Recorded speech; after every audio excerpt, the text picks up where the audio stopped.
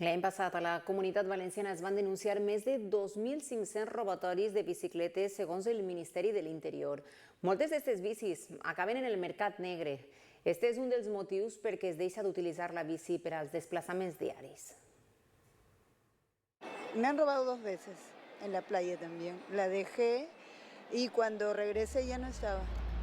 Cortan el candado y punto. Y desde que le pongo estos tipos de candado que son rígidos, de momento no me la han quitado, pero la roban constantemente.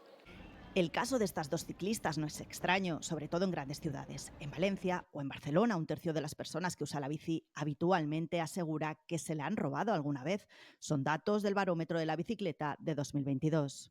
Y esto frena a mucha gente, ya no solo comprar la bici, sino usar una bicicleta. O sea, hay mucha gente que no va en bici porque no sabe dónde dejarla porque me la roban. Al final esa frase yo la oigo a diario. ¿Y si me la roban? Es lo que nos cuenta Manu, regenta un taller de bicicletas y una de las cosas que más vende son los sistemas antirrobo. Este tipo nos dice es de los más seguros por el material, la cerradura o por la forma. Los hay que protegen además el sillín o la rueda. El 80% de ciclistas toma medidas para evitar que le quiten la bici. Atarla bien con un candado de U. Yo siempre recomiendo a los clientes que pase por el cuadro y la rueda trasera de la bici te da espacio suficiente para una aparcabicis que cabría aquí y así evitas el robo de la rueda y de la bici en sí. También hay quien opta por garajes privados como este, pero ¿qué hacer si ya te han robado?